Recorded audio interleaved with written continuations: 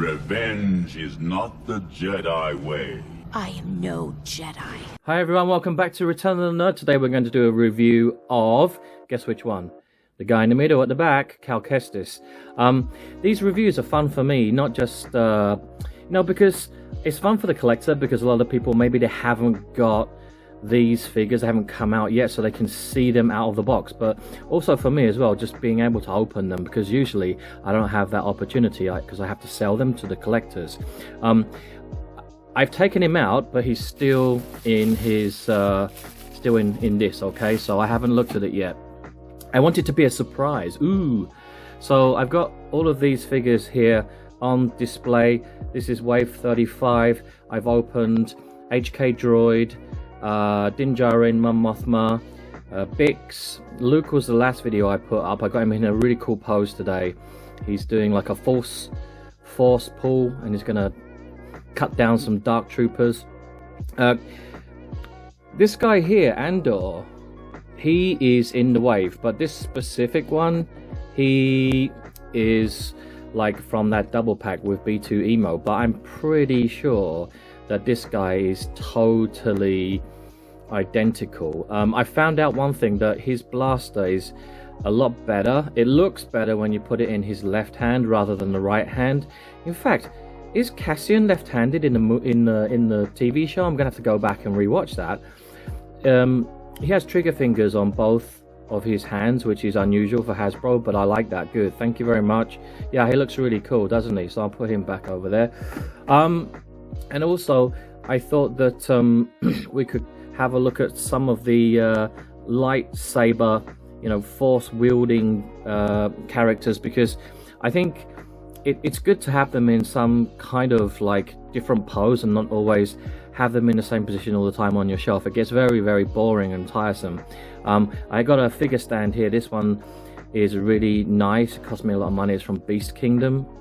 But you can pick them up on AliExpress, like super cheap. Like, it doesn't have to be a super high-end flight stand. It will do the job. So yeah, I got her into some cool poses here with her lightsabers, and the same with Luke. Let me have a look. This is your typical original trilogy Darth Vader pose, where he's just, this is 1 second after it's been ignited, we meet again. Most people will do that. I mean, at least it looks good when you have them the hilt in, like, using both hands. I think that's cool, but there are some mobility issues with these figures, like with the butterfly joints. Sometimes you can't always, like, you really have to squeeze his pecs to get those arms to reach, so that both hands can grasp the hilt. But yeah, it still looks good in that position, right? Anyway, let's have a look at the Kestis. So I'm gonna put Luke, you're gonna have to go over there, be a good boy. HK Droid, and these three guys. Right, so today we're gonna look at Kestis, and yeah, before I show the figure, so this is the one that's for the upcoming computer game, which will be available, I think it's next year in March 2023. And it's the sequel to Fallen Order. So we've already had 2 figures for Kestis already, which at one point or another I have owned both figures and then sold them to other collectors. And then with the computer game, I think the new one is set like 5 years after the last one, so it continues the story, and it's as if it's kind of like the Luke arc, from Empire Strikes Back to Return of the Jedi, where this guy has gone from being like a Jedi on the run, and then he was a Padawan, but now he's almost at that Jedi Knight level, because he's been increasing his powers as the video game progresses. Obviously his character will strengthen. Rah, the Force. Yeah, I really like it. Now, there's lots of figures that we haven't got yet for the gaming greats in this line. I mean, I'm really happy that we got the Purge Trooper. We got 2 editions of Purge Troopers. We've got the these 2 guys, right? I've got them in the 3.75, but not the 6 inches. So you know, these KX droids have been released in both scales, and also the biker scout trooper. This one's called Riot Scout Trooper, both scales. We also did have one of the who else did we have? I can't remember. You can tell me in the comment section below. But I really wanted to see from that first video game Jaro Tapul, who is his Jedi Master that saves him during Order 66, Trilla, Ninth Sister, and who's the other one? Malakos. He's awesome. So that, I mean, there are a bunch of other characters as well that could be turned into figures. So I still want to see those come out in the line. So let's have a look at here's the wrapping over here. Let's get him.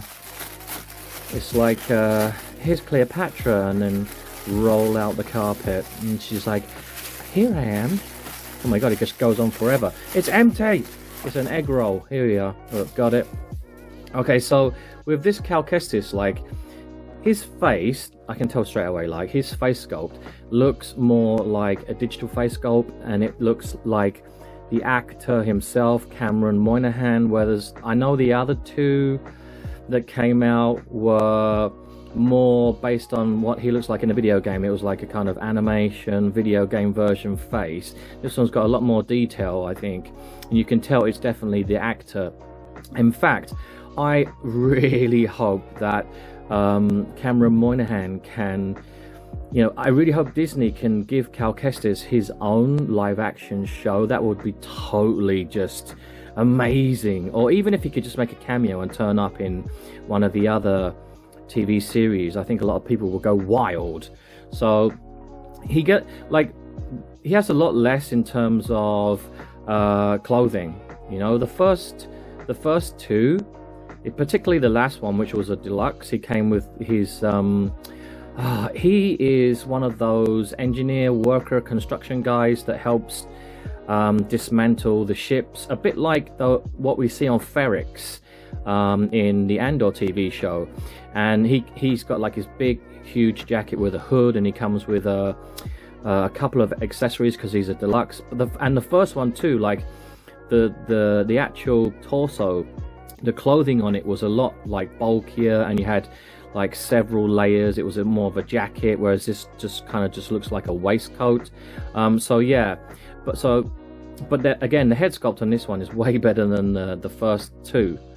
And let's have a look at his articulation. Yeah, it's pretty good. I like that. And it's all pinless now, you know, so it's the same as what I've showed you before in previous reviews, you know, like with Luke and Bix. You can't see the pins, right? Let's have a look. How far back does this go? Oh yeah, so they don't go as back so far, but I mean, aesthetically it's more pleasing, right? So he looks cool. I like it.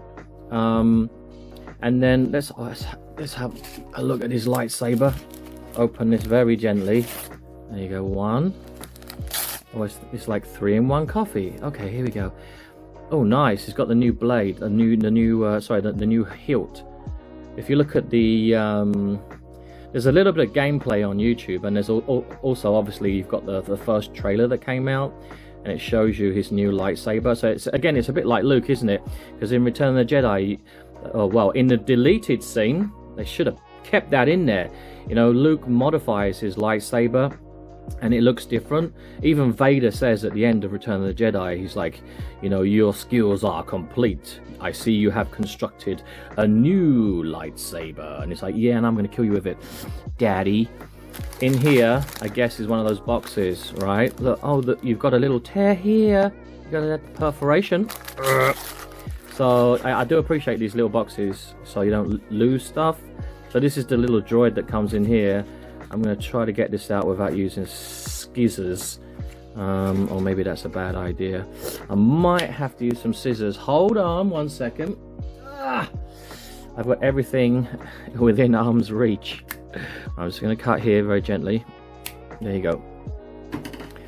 Here's one I made earlier. Oh, look, he's all folded up. He's like, please someone straighten my legs. There you go. He's so cute. Really wish I'd kept the other two now, and I had something for the video to compare them to. Oh, Landspeeder Luke made a video of Cal Kestis, and he does have, I think he does have those other two. So if you're looking for like a side-by-side comparison, you can go check out Landspeeder Luke. Oh, that's cool. Yeah, he's pretty cool actually. And is he supposed to like go on, like, is he supposed to go on his shoulder or something? I think, like, because in the video game he's always climbing, he's like a parrot, isn't he? He just sits on his shoulder, or he just kind of appears from behind. I guess there must be some way of getting him on there. I'll have to do that for my posing video. Yeah, I really like the droid, he's really cool. And then the lightsaber, and you've also got, the thing is, it says there should be a blaster here, right? So where is that? I mean, let's have a look. See, look, this is so easy. Look what I've done, right? I've opened up the sachet, taken this out, got so excited. Oh wow, look, it's so and then I missed the fact that, I mean, most of the Jedi, they don't have blasters, do they? So uncivilized. So this is something like, you gotta be careful. He does come with a blaster, please don't lose it. Looks like a Smith & Wesson. Alright, so let's put this in his little holster. I watched The Good, the Bad and the Ugly last night on TV. So good, I love that movie. Right, he's got butterfly joints, that's good, but I think there's, oh no, he's okay. I was worried for a second that his holster and his belt might kind of impede his movement at the waist, but it doesn't. It's like, it's all good. Look, 360 degrees, unnatural. He's got a bit of a small bum, hasn't he? He's got a really small bum, like Aura Singh. Okay, yeah, I do like the holster. That's nice. Look, it's loose as well, like a cowboy. It's just like nice and slack. So I don't know, in the gameplay, are we going to get to see him use a blaster as well? So one of the other day, I was talking to someone in the comment section, and they were saying that in Return of the Jedi, Luke uses a blaster, and I was like, does he? Really? Does he? Because I showed everybody my Kenner 1980s Luke, Return of the Jedi, and he comes with a blaster. I was like, why the hell does he have a blaster? And then I was reminded, yeah, there was that one scene where he goes to Jabba's palace and he wants to rescue everybody, and he uses his force, uses the force, doesn't he, to pull the blaster out of one of Jabba's goons' hands or something, and then he points it at Jabba, and that's when Jabba releases the switch, and then he falls into the Rancor pit. I totally forgot about that. So yeah, he did. But usually Jedi are not supposed to use blasters because Obi-Wan said, most uncivilized. Yeah, he's really nice. I like him, and now it's just making me want to go and get those other two that I didn't keep and kept in the box. And I guess you could do an amalgamation. I mean, if you're a good customizer, you can get all three and kind of switch stuff over. That would look pretty cool as well. So I totally recommend this one. I think that what was it? Luke was like #1 on the list. He was the hottest one in this wave, and #2 was Cal Kestis. Simply because I think that people are just really falling in love with Jedi Fallen Order, and you know, there's been a lot of hype recently surrounding the new game coming up, so it's fresh in people's mind. Like, another thing I was going to talk about today very quickly was, oh yeah, so Luke, here's Luke again, dun dun dun dun dun dun. Like, with Luke, I tried to get him into some pose that would look, you know, not just generic like lightsaber position. Because I'm going to open my Dark Trooper. I've got 2 Dark Troopers, and I want him to like really slice them up. So again, I looked into my book over here. Hold on. I was like trying to find some illustrations of Luke chopping down those Dark Troopers, but it's funny because, wait a minute. In my book, okay, let's lift this up very carefully. 1, 2, 3, here we go. It's Plo Koon.